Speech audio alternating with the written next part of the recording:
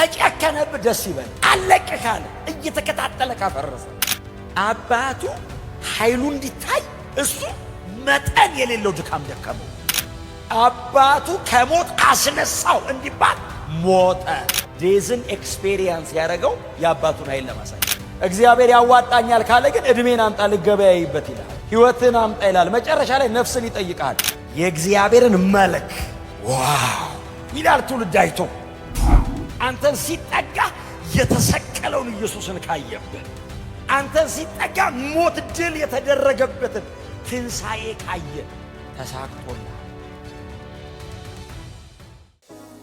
እግዚአብሔር በጣም ያለመጠን ካደከመ ብርታቱን ሊያሳይብን። ያለመጠን እግዚአብሔር ዝቅ የሚያደርግ ከሆነ አቅሙ ሊገልጥብህ ነው። እግዚአብሔር እየገደለ ከሆነ ሕይወቱ ባንተ ሊሰራ ነው። ከጨከነብህ ደስ ይበል። አለቅ ካለ እየተከታተለ ካፈረሰ ደስ ይበል። ረጅም ዘመን ሊሰራብህ ነው። እኔም እግዚአብሔርም አንታይማ። እየታየ የሚያሳይ መስታወት የለም። በፍጹም የመስታወት ውበት ታይቶ አያውቅም። መስታወት የሌላ መልክ ማሳያ።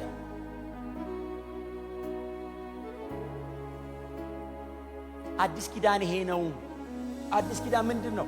የእግዚአብሔር ክብር ማሳያ። እኛስ ሶሪ አንታይም። እኔስ ካሳየህ አይበቃ? እሱን ማሳየት አይደለም ክብር ምን ይሰራልሃል? እኔ ነው ምን አደርግላችኋለሁ? ወንድም መስታወት፣ እህት መስታወት፣ ክብር ለማሳየት የተጠራ መስታወት፣ የእግዚአብሔርን ውበት ትውልድ አንተ ላይ እንዲያይ የእግዚአብሔርን መልክ ዋው ይላል ትውልድ አይቶ።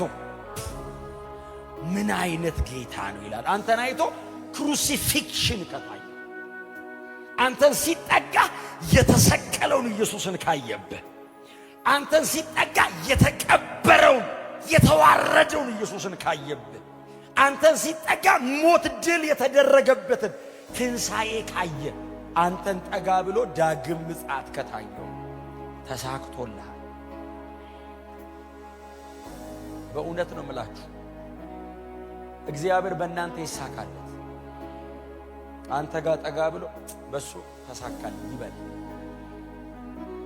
እግዚአብሔር እንትን ውስጥ ነው የገባ ነው። የእግዚአብሔር ነው ትራንዛክሽኑ። አሁን ቸርች የእግዚአብሔር ነው። የሚያዋጣውን የሚያቆሱ ነው አይደል? ያተርፈኛል የሚለው ገበያ ውስጥ ነው የሚገባው። ስለዚህ እግዚአብሔር ካዋጣው ያዋጣኛል። እግዚአብሔር ያዋጣኛል ካለ ግን እድሜን አምጣ ልገበያይበት ይላል። ሕይወትን አምጣ ይላል። መጨረሻ ላይ ነፍስን ይጠይቃል። ነፍስ ሰጥተው እሱ ካዋጣው ያዋጣል። አንተ እያጣ እሱ ካገኘ ያዋጣል። እስቲ በደንብ አሜን በሉ። እኔና እግዚአብሔር አንኖርም። እኔ ሞታለሁ፣ እሱ ይኖራል። ክርስቲያኒቲ እሱ ነው። ኒው ቴስተመንት እሱ ነው።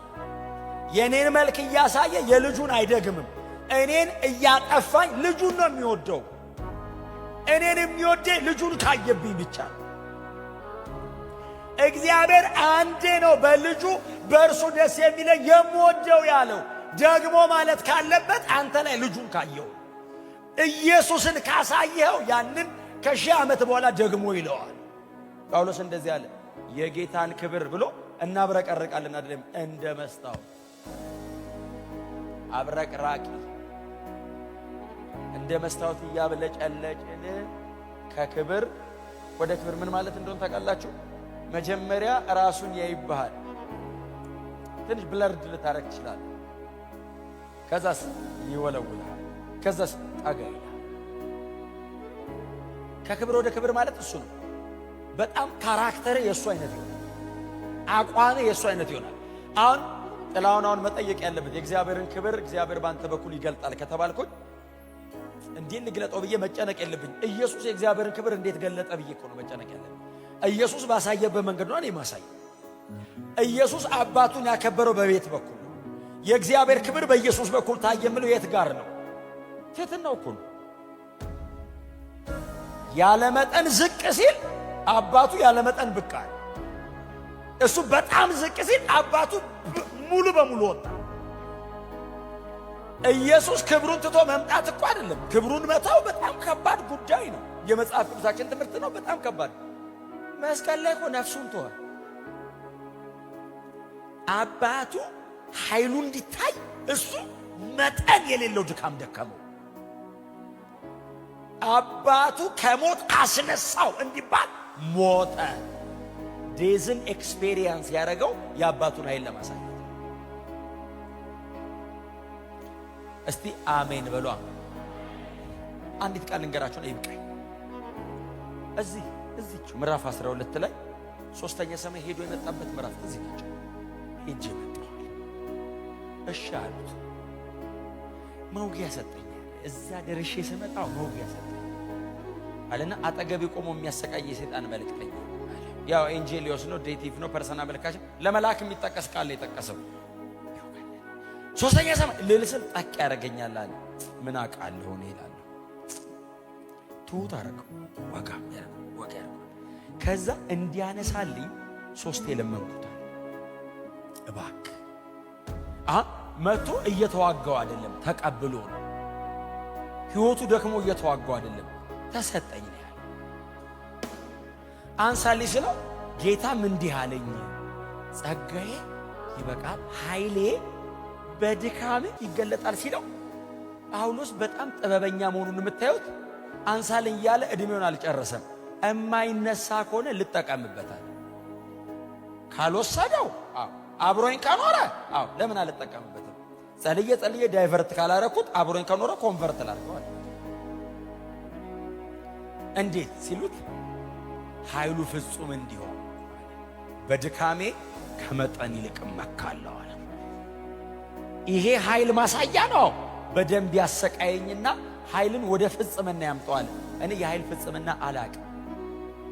ጳውሎስ ነው የሚያውቀው። እንደዚህ ያለ ኃይል ፍጽምናው ላይ እንዲደርስ ያለ መጠን ያሰቃየኛል። አንድ ልመና ይለምናል አይደል? ይሄ ሰውዬ እርሱንና የትንሣኤውን ኃይል እንዳውቅ ይላል። አልቲሜት የሆነው ኃይል የትንሣኤ ኃይል። የትንሣኤን ኃይል የምታገኘው ስትሞት ነው። ጳውሎስ እንደዚህ ይላል፣ ከማድከም አልፎ ይግደለኝና ሪዘሬክሽንን ኤክስፔሪየንስ ላድርገው መሬት ላይ ይላል። ኢየሱስ ሪዘሬክሽንን እዚህ ነው ኤክስፔሪየንስ ያደረገው። እኔ ላደርገው ይላል። እና ያለመጠን የምደክመው ያለመጠን ኃይል እንዲታይ ነው። በክርስቶስ የተገለጠው የኃይል ፍጽምና በእኔ ይሁን ይላል። ያለመጠን መስታወቱን ወልውሎት መስታወቱ ጠፍቶ የሚያይበት መልክ ብቻ ነው ያለው። መስታወቱ ፊት የቆመው ብቻ መስታወቱን ሞልቶታል። መስታወቱ ስም የለው፣ ውበት የለው፣ ጨርሶ ማሳየት ላይ ደርሷል መስታወቱ። መስታወቱ ግን ፈጽሞ የሚያሳየው ከጠርዝ እስከ ጠርዝ ሲሆን የሚያይበትን ውበት ለማድመቅ መስታወቷ ላይ ያለች ዶት ስፖት ካለች እሷ ተጠርጋ ትነሳለች። እሷን ለማንሳት ደግሞ አንተን ያደምቃል። ካራክተሬ ትንሽ ፕራይድ ካለብኝ እግዚአብሔር ሃምብል አድርጎ ኢየሱስ ያለ መጠን በትህትና ነው አባቱን ያከበረው። ትንሽ የቀረች ካለች እኔ ጋር ጨርሶ ያነሳታል። ጳውሎስ ይሉታል፣ እሺ ከክብር ወደ ክብር የምንለወጠው እስከ መቼ ነው? ዝም ብለን እየተለወጠን መኖር ሲሉት እርሱን እስክንመስል ካልሞት አይቆምም። ይሄ ሰው እቀላቀለዋለሁ ይላል። እየተለወጥኩ ዝም ብዬ እየኖርኩ አልኖርም። አንድ ቀን ፈጽሜ መስለዋል እገባለሁ እዛ ክብር ውስጥ። እሷን በከበረበት በዚያ እኔም እከብራለሁ። ጌታ ይባረክ።